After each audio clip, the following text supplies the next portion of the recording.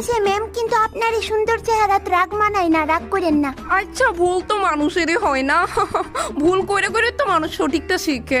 Stand up, stand up.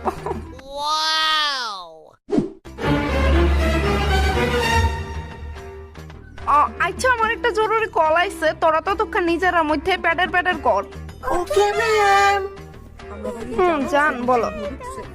Class করাইতাছে।